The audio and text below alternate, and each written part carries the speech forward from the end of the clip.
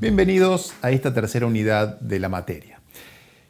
Nos vamos a focalizar en la organización como si fuera un organismo, como si fuera un ser humano, un ser vivo. ¿Y por qué? Porque nos va a interesar estudiar los distintos órganos que tiene y qué función aportan al equilibrio del sistema, de la organización, o a la obtención de los fines.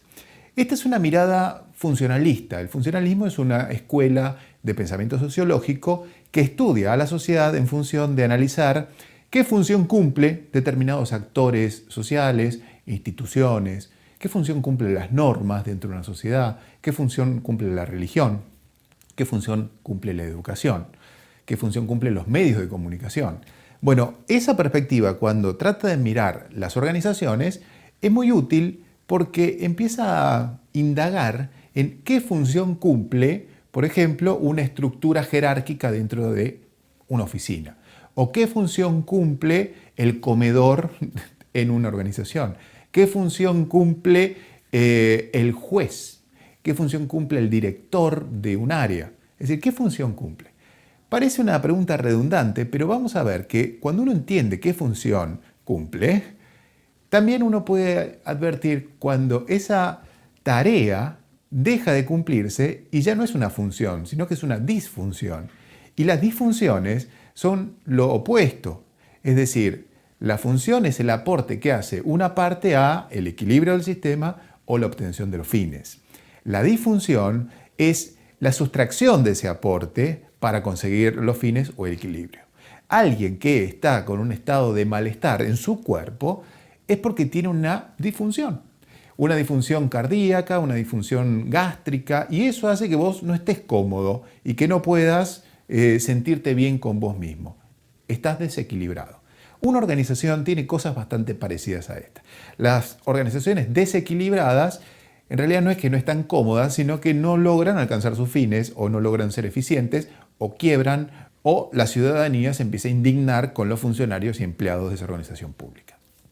¿Qué elementos tiene entonces una organización que hacen a la función?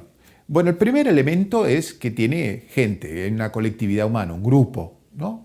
Un grupo que nosotros en sociología lo llamamos grupo secundario, porque el grupo primario es la familia, el grupo de amigos, donde el vínculo es cara a cara, el otro es irreemplazable. Uno ingresa a un grupo familiar porque nace ahí o porque se pone en pareja con alguien de ese grupo familiar, o uno se hace amigos porque empieza a tener ciertas compatibilidades o ciertos gustos similares. Pero a una organización uno no entra de esa manera tan azarosa. Uno a una organización entra de acuerdo a determinadas reglas de admisión. Y entonces vamos a tener que completar formularios de contratos de trabajo, vamos a tener que tener determinada edad para entrar a una organización. Y tampoco uno se va de una organización así, de un día para el otro, como podría ser en un grupo de amigos que me enojo y no quiero que me hablen más. Uno en una organización, primero, si se quiere ir tiene que hacerlo del preaviso, tiene que notificar. Y si lo quieren echar, que tampoco suele pasar en general en una familia o en un grupo de amigos, tampoco te pueden echar así nomás, sino que también hay toda una protección, no solamente jurídica, sino también organizacional. Cuando hablábamos de Taylor y Ford, acuérdense que era un problema que se fuera un trabajador. Por eso las empresas y las organizaciones contienen a sus trabajadores y cuando se quieren ir no se pueden ir de un día para el otro. Hay un proceso de salida, como hay un proceso de entrada. También en el campo de lo grupal, la organización elige a su personal, lo selecciona, no permite entrar a cualquier persona. Por razones legales, en un sentido, es decir, no puedo contratar a chicos menores de 18 años, pero también por razones que tienen que ver con el objeto o la finalidad o el fin de la organización. Si yo necesito formar un estudio contable, necesito contadores, jurídicos, abogados. Si quiero trabajar en una oficina de violencia de género, voy a necesitar también gente especializada en la materia y más mujeres que hombres, si quieren. Si tengo una agencia de modelos femeninos, bueno, necesito mujeres, masculinos, hombres. Es decir, de acuerdo al fin que tiene la organización, es la selección que va a hacer. Y también existen, como en toda la vida de la sociología dos mundos: el formal y el informal, el real, si quieren, y el estatutario. En el criterio de selección, ustedes van a advertir que no siempre se clarifica cuál es la verdadera razón de la selección. En algunos casos van a querer gente de determinado color de piel y de pelo, en otros casos de determinada clase social, en otros casos de determinada religión. Vamos a ir viendo que es un modo de selección ese que no está escrito, pero que sin embargo a veces es mucho más eficientemente cumplido que el que sí está escrito. El segundo elemento que vamos a encontrar en una organización es que cuando entra alguien a trabajar, tiene que respetar determinadas normas. Las normas se definen como guías de conducta cuyo apartamiento acarrea una sanción. ¿Las normas para qué sirven? Para saber cómo me tengo que conducir y para saber qué no tengo que hacer. Y los demás que también conocen las normas, cuando vos violás una norma, se van a sentir con la autoridad para sancionarte, para hacértelo saber. Bueno, cuando ingreso en una organización, tengo que aceptar las normas. ¿Cuáles? En principio las formales. El reglamento interno, si quieren, el manual de procedimiento, todas las cosas que están establecidas formalmente de que el trabajador, funcionario o empleado tiene que respetar. Con los días uno se va socializando en el grupo de trabajo y las va aprendiendo. Y entonces uno ya sabe que el reglamento dice que se ingresa a las 8 de la mañana y se va a las 15 horas. Eso es lo que establece la norma reglamentaria. Uno va a las 8 y llega y no hay nadie. La gente empieza a caer a 8 y cuarto, 8 y 20. A los 3-4 días uno, como recién ingresante, aprende que hay otra norma, además de la formal que dice que hay que entrar a las 8. Que es una norma informal, que plantea que existe cierta tolerancia. Pero ojo, también con los días va sirviendo que a las 3 de la tarde vos empezás a cerrar todo porque el reglamento dice que a las 3 hay que irse. Y ves que algunos se quedan y ves que algunos se van. Vas viendo ahí que hay normas informales que te dicen que bajo determinadas circunstancias nos quedamos. Si ya terminaste tu trabajo, andate. Pero si te quedó alguna cosita, quédate. Entonces, ¿eso qué son? Normas informales. No están escritas, no están puestas en ningún lado, pero la gente las cumple. Y a veces desplazan a las normas formales. Así que la importancia de las normas informales es superlativa. Les diría que como seres humanos que somos, nos manejamos en general con normas informales y cada tanto apelamos a las formales. Es decir, cada tanto cuando queremos sancionar a alguien, cuando queremos establecer límites claros, cuando queremos generar ascensos, ahí apelamos a las normas formales. Pero vamos a ir viendo que el mundo informal, aún en las instituciones más formalizadas, siempre trabaja paralelamente. La comunicación es otro importantísimo elemento de una organización porque si la pensamos de vuelta como un organismo humano, la comunicación sería como el flujo sanguíneo, como el torrente que nos lleva la información y los nutrientes, si querés, desde el estómago, todos los órganos e irriga el cerebro. Y gracias a eso podemos vivir. Bueno, la comunicación es lo mismo, llevando información de cómo hay que hacer las cosas, de qué tenemos que cuidarnos, de qué necesitamos hacer, qué tenemos que cambiar, que se va transmitiendo a todos los miembros de la organización. Las formas más institucionales son por medio de el discurso que da el director de la compañía, el presidente de la empresa, los ministros de la Corte para el Poder Judicial, el presidente para el Ejecutivo. Bueno, esos son los discursos. También eso se va a convertir después en disposiciones, resoluciones, memos internos en una compañía que queda escrito, que dice lo que hay que hacer, cómo hay que hacerlo. Comunican cosas. Y noticias también. Hemos ganado un premio, hemos mejorado nuestra productividad, hemos ganado más dinero. Información. La comunicación formal es esto que les acabo de mencionar, incluido también ahora los mails. Hay mails institucionales que te permiten transmitir una información y quedarte con una constancia de que di esa información. Pero paralelamente a la comunicación, ¿qué otra comunicación hay? Exactamente. La informal. La que no se deja por escrito. Los rumores, el chusmerío, los chismes, todo lo que se va cocinando de por medio en el día a día. Cuando van a ascender a alguien, el ascenso formalmente se rubrica y se firma y se efectiviza después que ya pasó todo lo real, después de que ya se habló con la persona, que se la testeó, después que ya me di cuenta que va a servir para el cargo, después que hice todo eso, que es informal, viene el nombramiento formal. La comunicación a todo el sistema de que Juancito pasó de este cargo a este otro cargo. Comunicación formal e informal. Hay que tener en cuenta también que con la comunicación pasa algo interesante, que es la gente cree que la comunicación formal tiene mucho más poder que el que tiene. A veces mandan un mail para que lo lea todo el personal y no lo lee nadie. Y vos crees que vas a llegar a todas las partes de la organización con un mail, porque vos sos el presidente o el director o el juez, y mandaste un mail. Entonces yo lo mandé, bueno, no es así. El mundo de la verdad no es así. El mundo de lo hipotético ideal, sí, todo el mundo lee lo que dice la autoridad máxima. En la vida cotidiana la gente no lee más que los 3 primeros renglones, si es que lo lee. Y a pesar de eso, a pesar de haberlo leído, hay que ver si cumplen lo que les decís.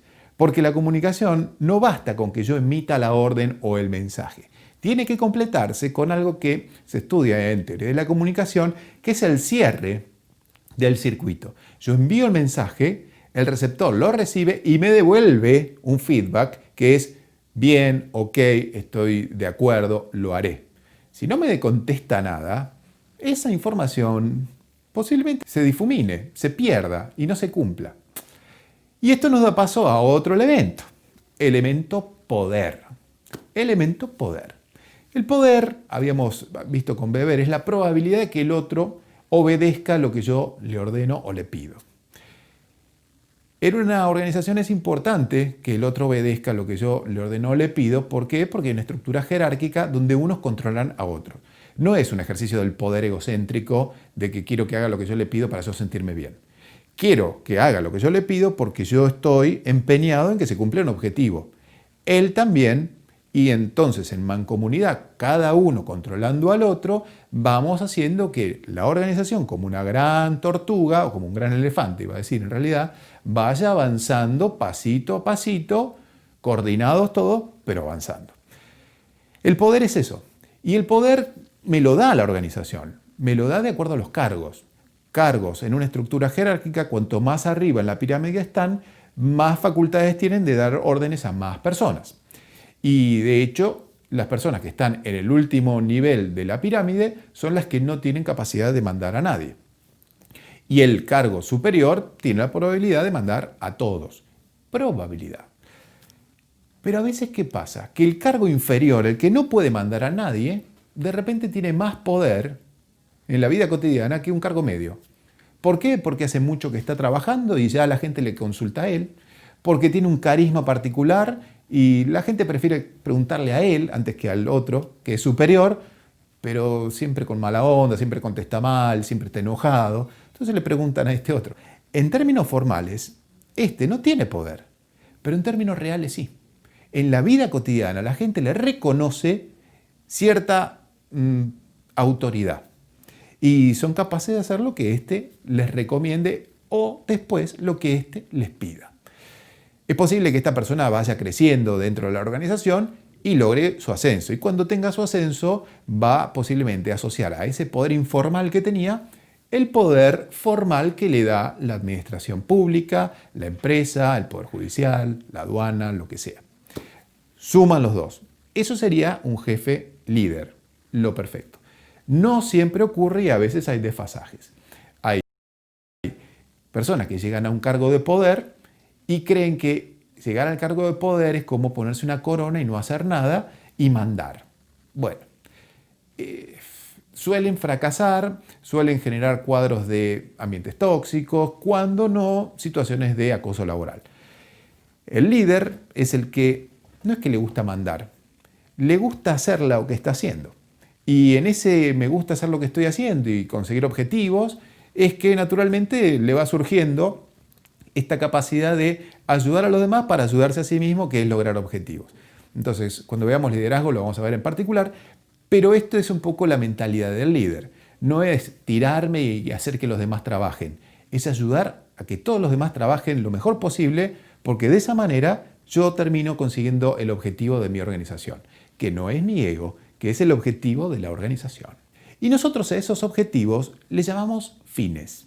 El fin de una organización. ¿Para qué está hecha? ¿Para qué arma? ¿Para qué funciona? ¿Y para qué funciona? Bueno, en general con un determinado propósito.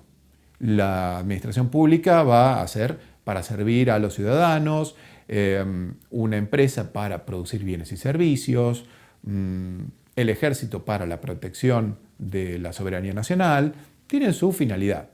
Y eso es el fin estatutario, es decir, para qué se constituyó esta organización, esta sociedad. Está escrito, está manifestado en la ley de creación del organismo, en el estatuto de la empresa, pero, como estamos viendo acá, todo tiene un mundo paralelo. Es decir, tenemos los fines estatutarios, que son los que se manifiestan, que la organización cumple, que muchas veces son los que cumplen, pero a veces en sociología de las organizaciones se empieza a descubrir que hay fines que son no estatutarios, sino los fines reales. A veces tenemos que una repartición deja de brindar un servicio y se convierte en un antro de corrupción. Y el último de los elementos es el conflicto.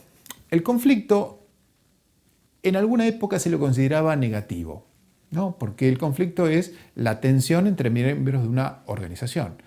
Se lo consideraba negativo porque el conflicto terminaba en un altercado y una contaminación de todo el ambiente de trabajo. Y en esos términos eso no cambió. Hay gente que ingresa al conflicto y después no puede desarmar el conflicto porque lo convirtió en algo personal. Si yo tengo una discusión por trabajo, me tengo que acotar a discutir el tema del trabajo. No puedo saltar la valla y ya meterme con las capacidades intelectuales del otro, es decir, insultarlo. No puedo meterme con la vida privada del otro. Claro, vos decís esto porque a vos no. Cuando yo paso ese límite, me ingreso en el mundo del conflicto tóxico, del que es muy difícil volver. Pero hay otro conflicto que es el que nos pone en una situación de sacarnos muchas veces de nuestra zona de confort. El conflicto que nosotros consideramos que es nutritivo tiene que ver con una tensión que puede haber dentro de miembros del grupo de trabajo, pero que en realidad termina haciendo que alguien salga de su zona de confort y por más que le moleste, a la larga esa persona se hace más grande. Alguien que hacía una tarea muy chiquita y por alguna situación particular, una cuarentena, ponele, tiene que empezar a hacer otras cosas, eso le genera tensión y no lo quiere hacer, se lo convence, no está del todo convencido, pero uno como líder de ese grupo sabe que a nadie le gusta abandonar los privilegios de hacer lo que venía haciendo, el cerebro está feliz con la rutina, y empezar a hacer cosas nuevas. Nadie quiere salir de esa zona de comodidad, pero uno sabe que hoy te molesta, pero el día de mañana me lo vas a agradecer. En esta función un tanto paternal o maternal que tiene el liderazgo, a veces se tienen que tomar decisiones que generan un conflicto, pero yo sé con mirada a futuro hacia dónde quiero ir. Y tal vez ese es un elemento muy importante.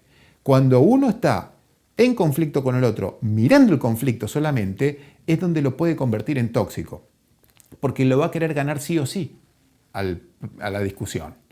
Cuando yo estoy en un conflicto y sé a dónde quiero ir, tal vez hasta lo dejo ganar al otro, porque sé a dónde quiero ir.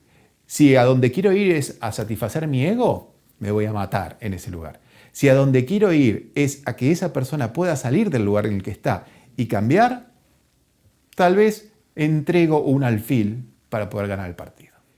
Y un último tema que quiero introducir es que todos estos elementos que estuvimos mencionando trabajan articuladamente. Si lo habíamos comparado con un organismo humano, corazón, hígado, cerebro, intestinos, todo trabaja armónicamente. En principio, salvo que tenga una disfunción, como toda la que estuvimos charlando, que en el cuerpo humano tienen otros nombres, se llaman patologías. Todo trabaja armónicamente cuando de alguna manera hay cierta coordinación. Cuando eso se logra y se consiguen los fines, vamos a decir que tengo una organización que es eficaz, consiguió el fin. Consiguió el fin. Pero ¿por qué a veces se habla de eficacia y otras veces de eficiencia? Bueno, porque eficacia es conseguir el fin, a cualquier costo. En cambio, eficiencia es conseguir el fin, pero con el menor desgaste posible. La eficiencia sería conseguir los fines de mi organización, pero sin que nadie de todo el equipo de trabajo haya terminado con una úlcera o haya terminado con un paro cardíaco o pidiendo la renuncia porque no soporta más trabajar en este lugar por la presión. Claro, eso es eficacia, llegamos al fin, pero ¿a qué precio? Y bueno, el precio de que algunos terminaron con licencia o todos peleados porque el conflicto estalló y se convirtió en tóxico. Cuando estamos en esa situación, es eficacia, pero no es eficiente. Es pseudo eficiente. ¿Por qué? Porque hemos destinado demasiado costo humano para alcanzar esa finalidad. Por lo tanto, entregar, si querés, la salud de nuestro grupo de trabajo en pos del objetivo, se cumple el objetivo, pero a un costo que no es lo que estaba previsto en la organización, o por lo menos nosotros desde nuestra perspectiva sociológica creemos que no es lo ideal pagar con la salud y con la felicidad de la gente la consecución de los objetivos. Si pasa eso, es que hay que revisar las formas de interacción que tiene la gestión institucional de la organización. Bueno, nos veremos entonces la semana que viene. Chao.